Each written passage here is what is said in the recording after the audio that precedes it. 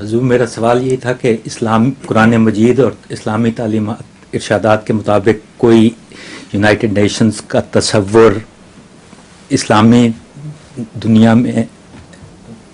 United nations تو جب اللہ تعالیٰ یا ایھا الرسول قل یا ایھا الناس انی رسول اللہ الیکم جمیعا، یہ تصور تو ہے کہ بنی نوع انسان کو ایک ہاتھ پر اکٹھا کرنے کا ایک نظام قائم کیا گیا ہے، ایک پروگرام بنایا گیا ہے، اور حضرت محمد صلی اللہ علیہ وسلم اس میں مرکزی کردار ادا کریں گے.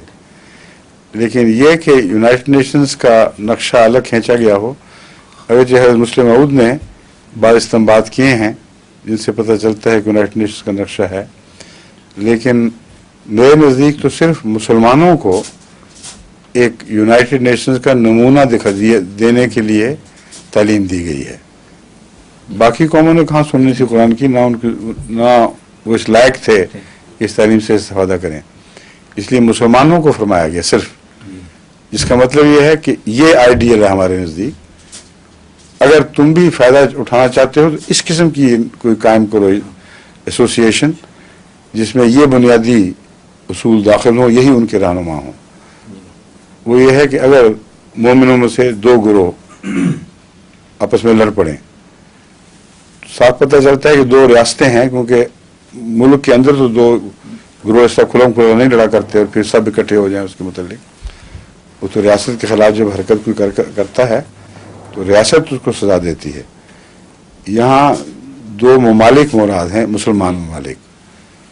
وہ جو آپس میں لڑ پڑیں تو کیا کرو، تم اکٹھے ہو جاؤ اور ان میں صلح کروانے کی کوشش کرو، اور انصاف سے صلح کروانی ہے، کسی کی تائید نہیں کرنی خاص.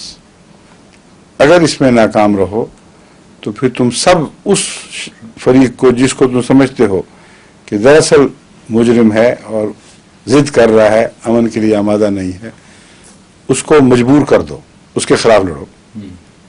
یہ اقوام متحدہ کا تصور اسلام کے اندر پیدا فرمایا گیا، اور جب تم اسے قابو کر لو، مجبور ہو جائے، تو پھر بھی اس کے ساتھ بعد میں انصاف کا معاملہ کرنا ہے.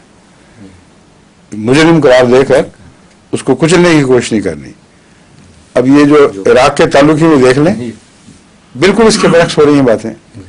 یونائٹڈ نیشنز کا تصور تو موجود ہے، لیکن اس کو قبول کرنے کے لیے اس وقت دنیا میں کسی قوم کا مزاج تیار نہیں ہے. اب تو دن بدن یہ مائٹ از رائٹ کے اصول پر آگے بڑھیں گے، صاف دکھائی دے رہا ہے. طاقت ہی میں سب کچھ ہے، وہی سچائی ہے. اور